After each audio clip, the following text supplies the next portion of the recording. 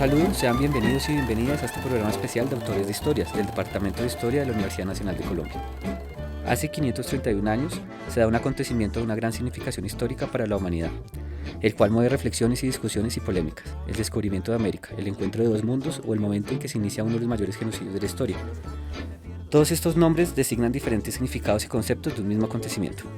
Este programa especial se enfocará en torno a los diferentes nombres que ha recibido esta fecha y lo que esto significa. Detrás de cada nombre se encuentra un concepto, un proyecto, una reflexión de diferentes sectores políticos y sociales que en su momento tienen la capacidad y la fuerza de nombrar. Para comprender mejor el tema de hoy, el programa será una conversación amena con nuestro apreciado profesor Francisco Ortega, de la Universidad Nacional de Colombia. Él es doctorado de la Universidad de Chicago en estudios coloniales latinoamericanos. Un saludo, profesor, ¿cómo se encuentra? Un saludo para ti también, Camilo, y un saludo a todos los que nos escuchan. Muchas gracias por invitarme. No, muchas gracias por contar con su sapiencia y su sabiduría sobre este tema. Por favor. Profe, para arrancar, ¿qué significa esta fecha, el 12 de octubre, para los historiadores, también para la sociedad, digamos, en general? ¿Y por qué amerita celebrarse o conmemorarse de este acontecimiento? Okay. Yo creo que ahí tienes varias preguntas que son interesantes, incluso separar una de otra, y valdría la pena como pausar un poquito. Una cuestión es, digamos, aquello que se conmemora, ¿verdad? O que se celebra también. En segundo lugar es los sentidos de esa conmemoración a lo largo de la historia, y en este caso tenemos bastante tiempo, digamos, de una fecha que se ha venido conmemorando por un buen tiempo. Y en tercer lugar tenemos la distinción entre celebrar y conmemorar. Uh-huh. Empezamos por esa última, que es quizás la más fácil de alguna manera de clarificar. Muchas de estas conmemoraciones o fechas conmemorativas que, digamos, tenemos en el calendario cívico nacional, son producto realmente de la segunda mitad del siglo XIX y de la primera mitad del siglo XX. Son un conjunto de fechas que se generan públicamente a través de ministerios, a través de programas curriculares, a través de textos, para crear una cultura cívica. Y literalmente la palabra celebrar es fundamental porque se generan unas celebraciones con ritos y con rituales cívicos pedagógicos en una construcción de la ciudadanía que estaba muy apegada precisamente a unos valores hegemónicos de la nación.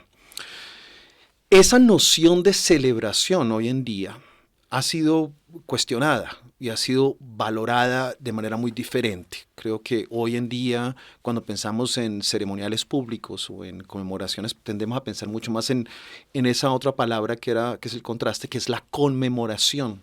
En realidad, no tanto la celebración.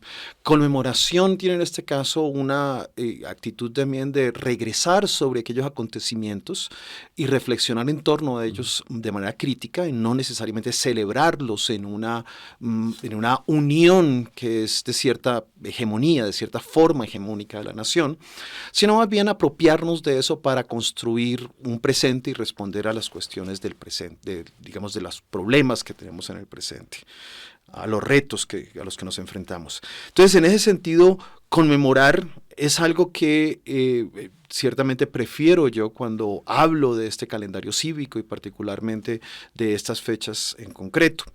Cuando pensamos en 1492 o el Día de la Raza o el Día de la Hispanidad o el Día del Descubrimiento de América, todos nombres que en algún momento han girado en torno a esa fecha, tenemos aún menos razones, creo yo, para pensar en una cuestión de celebración, ¿verdad? No solo por las consecuencias de lo que fue la llegada de los europeos a costas americanas y el proyecto colonizador que empieza en ese momento, un proyecto, digamos, de construcción de un imperio que, sin caer en la leyenda negra, de verdad, porque definitivamente eso ha sido revalorado, sí tuvo consecuencias definitivamente muy nefastas para las comunidades indígenas de las Américas.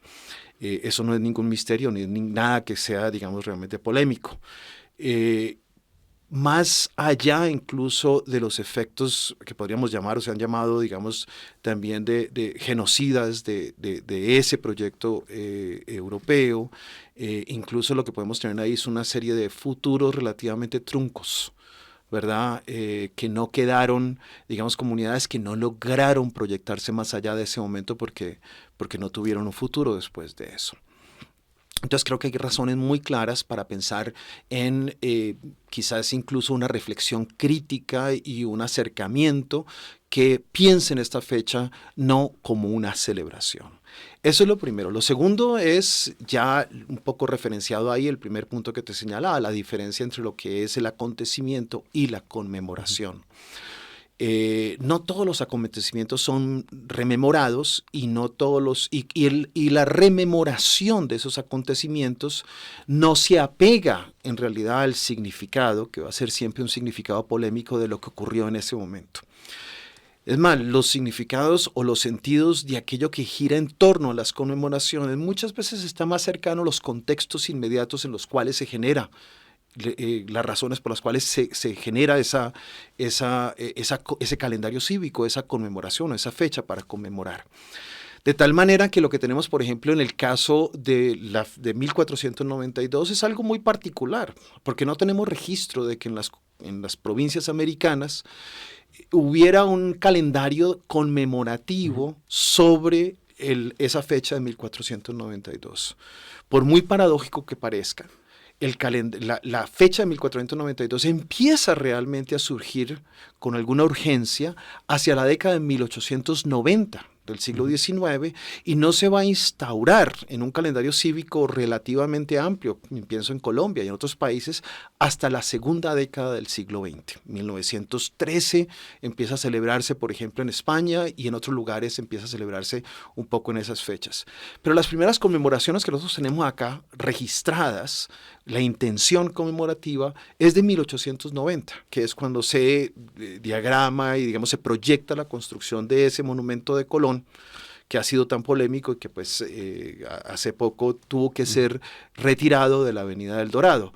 Eso se manda a construir en 1890, poco después de un congreso que ocurre de la Unión Iberoamericana, que es una agencia vinculada al gobierno español, y que estaba promoviendo los lazos de simpatía entre los países hispanoamericanos. Al regreso de esa conferencia, el regreso de una conferencia panamericana también, los ministros del gobierno el gobierno decide en ese momento promover la construcción de esta estatua, digamos, de este monumento que finalmente no se va a materializar hasta 1906, ¿verdad? Entonces, ahí lo que tenemos es evidentemente un momento muy específico, una gran distancia entre el momento, digamos, del acontecimiento histórico, ¿verdad? Y todo lo que empieza a ocurrir, y los momentos de conmemoración, cuando se empieza a conmemorar. Entonces, la primera pregunta es, ¿por qué empieza a conmemorarse ahí? ¿Qué es lo que ha cambiado, verdad? ¿Y qué es lo que se hace necesario con esa conmemoración para que a finales del siglo XIX empiece a inscribirse en los calendarios cívicos y permanezca hoy en día como si hubiera estado ahí siempre y como si fuera simplemente la conmemoración de algo natural? Entonces, muy en breve tendríamos que decir que los calendarios cívicos y las conmemoraciones tienen una historia política y no es una historia natural. No es simplemente la conmemoración de algo que evidentemente es importante y que debe ser celebrado.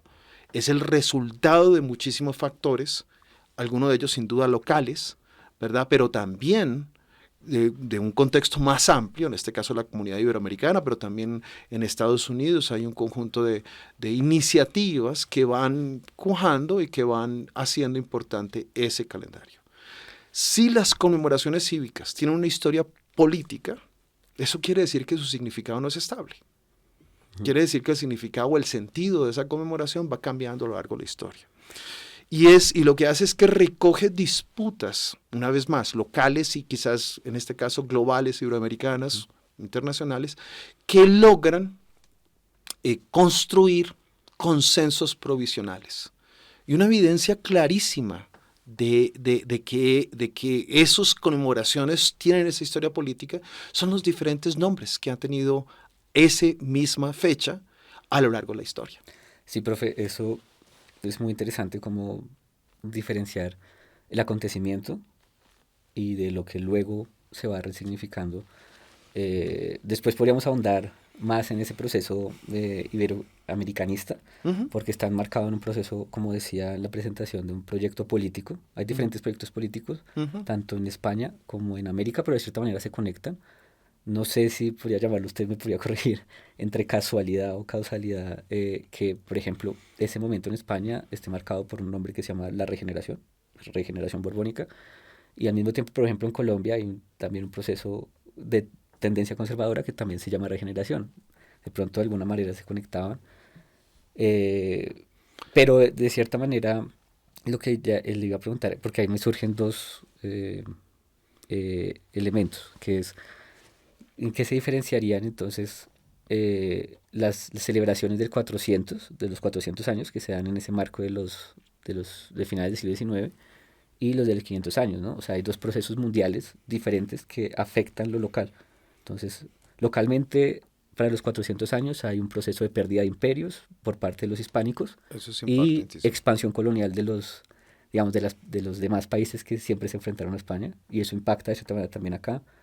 Empieza a surgir, por ejemplo, el movimiento, el arielismo, Ujú. eh, podríamos hablar también de él. Y para los 500 años hay un proceso totalmente diferente De de acuerdo. globalización, de caída del muro de Berlín, digamos, otro tipo de cultura política, donde se empieza por parte de comunidades cívicas a resignificar este tipo de celebraciones que habían sido hegemónicas, como el Día de la Raza, ¿no? Que es un Ujú, nombre además muy fuerte y que ujú, tiene muchas ujú, connotaciones, ujú, o el ujú. Día de la Hispanidad, o ahora Día de la Resistencia Indígena o de la diversidad, De ¿no? la Hay diversidad. diferentes nombres. De acuerdo. Entonces, como cuáles son esas diferencias de pronto contextuales, ¿no? La enunciación del contexto. Pues mira, yo creo que hay dos, digamos, hay muchas diferencias entre esas conmemoraciones de 1490, de 1892 y las de 1992 o incluso las contemporáneas, ¿verdad? Yo lo que te podría decir en principio es que eh, para 1892 hay un proceso de reconstitución de una comunidad iberoamericana. Ese es un elemento importante. Tú mencionaste otro que es fundamental, es el colapso de la monarquía hispánica, del imperio español. Poco después va a perder las últimas dos colonias en una guerra con Estados Unidos. Eso va, pero ya en ese momento hay un ambiente de reaproximación a las antiguas colonias hispanoamericanas o a los países hispanoamericanos. Y hay una cierta voluntad también de los países hispanoamericanos de reconectarse con España en ese momento. O sea, es decir, no es solamente una cuestión de una sola dirección, es en ambas direcciones. Pero lo que hay que entender en todo caso, me parece a mí, es que estas fechas conmemorativas, en particular esta, no responde a una razón de causalidad única. Es decir, no es que España estaba pasando por esto o Colombia estaba en la regeneración, lazos católicos, en un sentido de hispanismo altísimo, y por lo tanto, entonces, de facto, va a haber este calendario y esta fecha conmemorada de esta manera. Hay varias razones por las cuales incluso la fijazón del sentido de esa fecha no va a ser del todo clara, aunque va a querer, digamos, tener un cierto sentido de revaloración sin duda de la hispanidad. Ese es uno de los puntos en los cuales iba a haber un cierto consenso. Pero tú puedes, por ejemplo, también recordar que en 1893 se lleva a cabo la gran feria en Chicago, y la Gran Feria de Chicago tiene como motivo principal Columbus Day, ¿no? Ujú. Y Columbia, y hay toda esta creación de los monumentos, porque en Estados Unidos, de hecho, es el lugar donde empieza mucho más temprano una figuración de Colombia. Ya desde finales del Ujú. siglo XVIII había el símbolo de Colombia como una especie de panamericanismo o entidad americana. Qué pena me meto ahí, porque me llama la atención mucho lo que dices sobre la creación de ese concepto de Columbeya, de Miranda. Está ¿De dónde Columbia de viene? Miranda y está... De dónde viene esa, o sea, es una relación entre una cultura anglosajona y la cultura hispánica que se empieza a generar ahí? Yo creo que O... hay cruces y diálogos, no lo Sí. pondría en una relación causal Ujú. tampoco. Creo que en todo caso Columbus sí es digamos, una figura, funge también de santo en algún momento, ¿verdad? Pero es una figura que en diversos momentos ha sido movilizada para catalizar aquello que es americano En algunos momentos incluso ha estado, por ejemplo, asociado a la república, al republicanismo y al liberalismo, ¿verdad?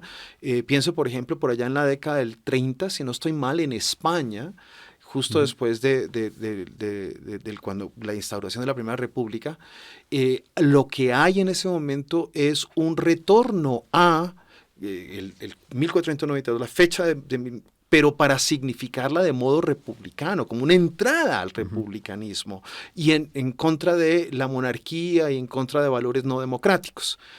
Eso lo que te pone en evidencia es que precisamente estas fechas no tienen un sentido único, sino que son campos de disputa, ¿verdad? Claro, lo que tú tienes que entender más o menos en cada momento el campo de disputa, qué es lo que te permite, digamos, cuál es el lugar de clausura, dónde quiere clausurar. En 1892 el hispanismo termina imponiéndose y si bien Chicago y los Estados Unidos y digamos otro tipo de repertorio de posibilidades, estaba también Italia, recuerda, termina de alguna manera girando en torno, ¿verdad?, a esas fechas, a esas conmemoraciones. Lo cierto es que se logra un relativo consenso para la segunda década del 20 y se impone ese calendario cívico a raíz de esos consensos que se estaban construyendo en unos nuevos lazos que se veían como lazos de amistad y reaproximación entre España y las provincias iberoamericanas. Ese grupo de actores de unión iberoamericana, entre los que había, por ejemplo, figuras americanistas muy importantes, tanto activas académicamente como diplomáticamente, fueron fundamental para lograr validar eso. Y como te digo yo, la primera fecha, si no estoy mal, la primera conmemoración se la disputan entre Chile, Argentina y diferentes lugares en Hispanoamérica, pero la primera conmemoración oficial inscribe es en España en 1913 y posteriormente, muy rápidamente, los demás países hispanoamericanos la van inscribiendo en su calendario cívico, ¿verdad? Entonces se convierte también en una conmemoración, que esto es otra de las cosas que pocos exploran.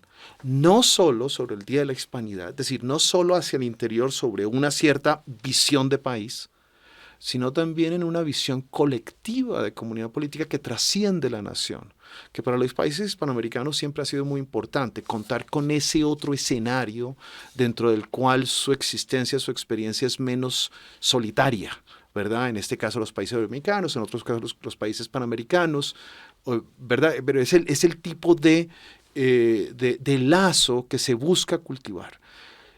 Sin embargo, la conmemoración en Argentina, en México, en Puerto Rico o en Colombia tenía sentidos muy diferentes al interior, ¿verdad?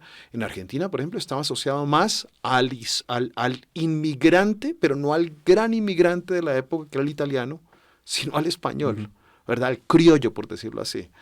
En México tenía que ver con la creación de una raza mestiza. Estamos en medio de la Revolución Mexicana y en ese momento empieza precisamente a agitarse todo ese discurso. Para nosotros, en buena medida, Colombia estamos en una, todavía, digamos, legados de la regeneración, pero ya con una apertura republicana y con una mirada que intenta de alguna manera ampliarse un poco más. Entonces,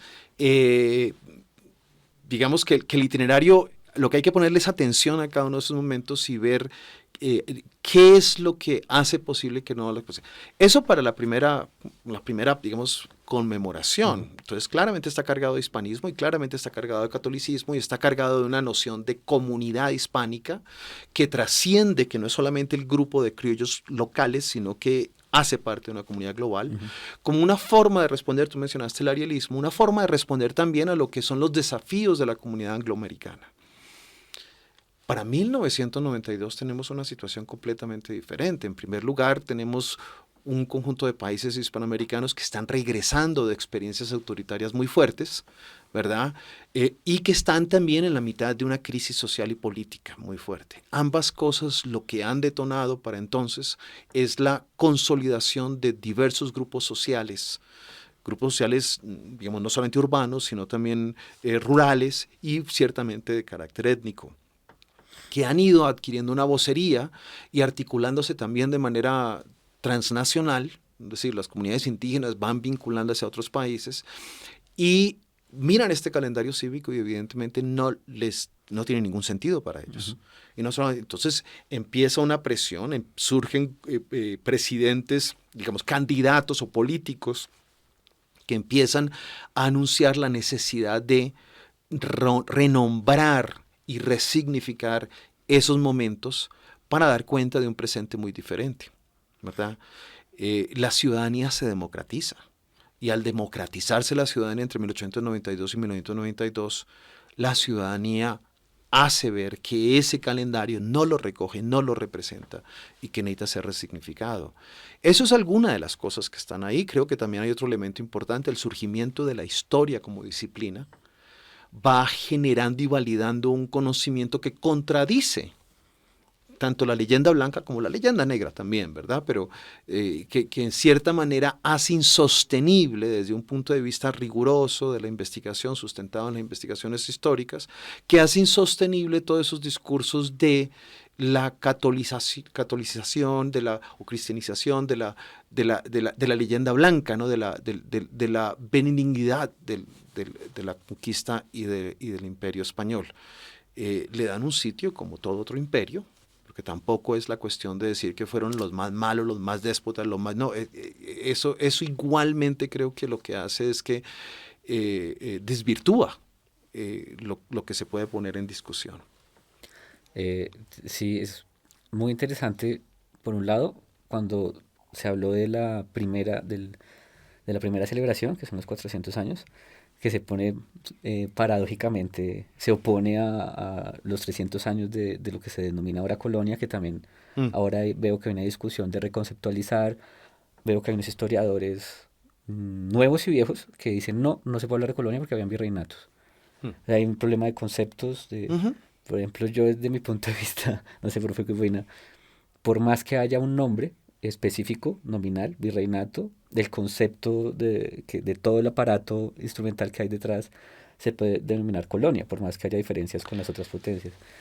Y eso es lo primero que se da en ese periodo, que también puede verse como una primera forma de apropiación de territorio, de población, y hay que hacer una construcción simbólica para aglutinarlos, ¿no? Puede ser una visión de lo que se da en ese momento. Porque lo que entiendo, profe, es que hay que contextualizar muy bien el momento donde se producen esos discursos y proyectos. Y en los años 90 empieza a suceder eso que dice. ¿Y qué está sucediendo ahora? Porque, por ejemplo, ahorita se vuelve a resignificar a partir de la primera década del 2000, gran parte de América Latina empieza a dársele un nuevo nombre. Claro, lo que tú tienes a partir de la década del 2000, creo que la primera ley de Chávez es del 2003. Sí, esa es como la antecesión, y ya 10 años después Bolivia, Ecuador... Bolivia, Argentina. El mismo Brasil. ¿Qué ocurre? Evidentemente lo que ocurre es que por primera vez tenemos un conjunto de gobiernos democráticamente electos de izquierda, que recogen o se hacen voceros de ese descontento que en 1992 se manifiesta de manera muy contundente. Tú recordarás que para 1992 la celebración, porque todavía se pensaba en una celebración, ya no se enmarca en el descubrimiento de América, sino el encuentro de dos mundos. Sí, hay como una se convirtió en una especie de rótulo, ¿verdad? El encuentro de dos mundos. Hay incluso una editorial española muy prestigiosa, o una línea editorial que mantiene, digamos, como ese nombre, y es la mirada de que Europa no descubrió América, sino que fue un descubrimiento mutuo, ¿verdad? Restituyéndole algo de agencia también en el proceso a América.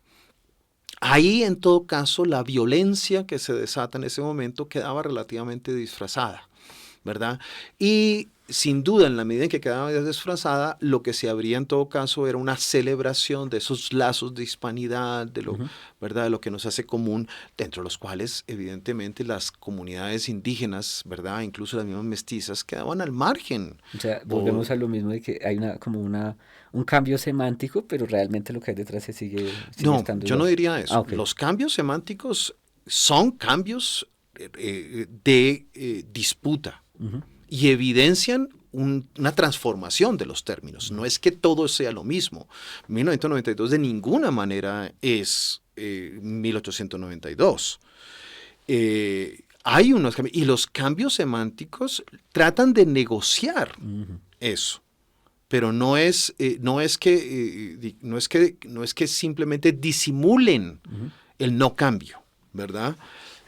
Tanto así que para 1992 la agenda de investigación, la agenda de discusión pública es muy diferente a la agenda de 1892. Y tanto así que lo que ocurre realmente en la década del 2010 es el resultado del punto de inflexión de 1992. En 1992, digamos, no se inauguran, venían de cierta manera, pero se recogen y visibilizan un conjunto de discusiones, tanto del orden de las investigaciones y digamos, académicas, como del orden de la discusión pública, que van a prosperar y fructificar en la medida en que precisamente tú tienes ahora, en la década en el siglo XXI, un conjunto de gobiernos que acogen, digamos, esas resistencias y las visibilizan y simbólicamente también las plasman, ¿verdad?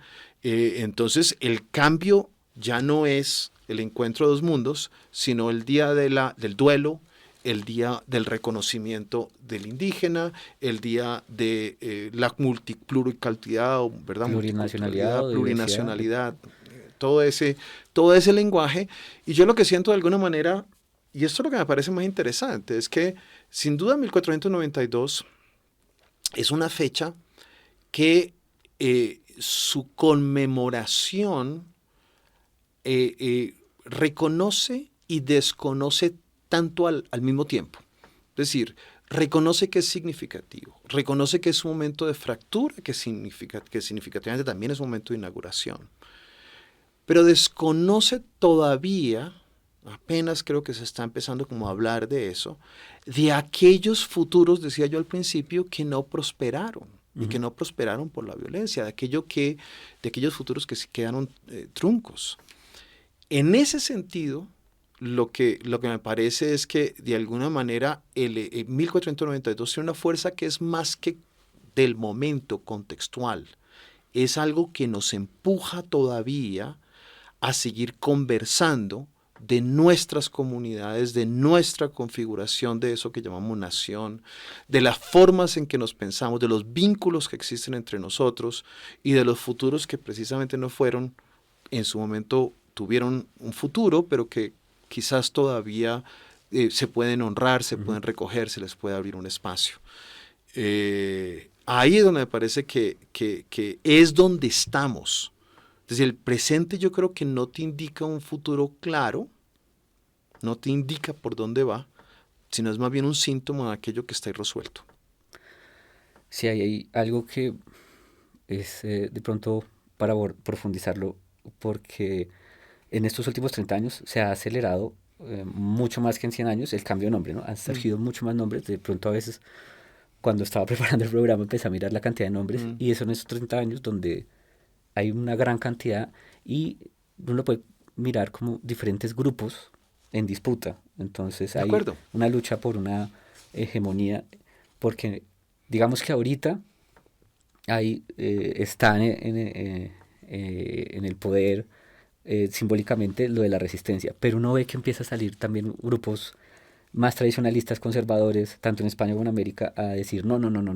El Día de la Hispanidad o el día, o se empieza otra vez a nombrar ese concepto que ahorita es problemático, que es el de la leyenda negra, que lo usan como un concepto historiográfico. ¿Se puede usar como concepto historiográfico? Una categoría historiográfica, una categoría, pues la leyenda negra, digamos, yo con eso lo que signo es un conjunto de textos que empiezan más o menos a finales del siglo XVII y que siglo XVII, y que lo que tratan es de reseñar los esfuerzos del Imperio Español, indicando que su monarquía es una monarquía violenta, es una monarquía despótica, pero textos que circulan fundamentalmente por ingleses, en alguna medida franceses o alemanes. Holandeses también. Holandeses también, se imprime mucho en Holanda, sí.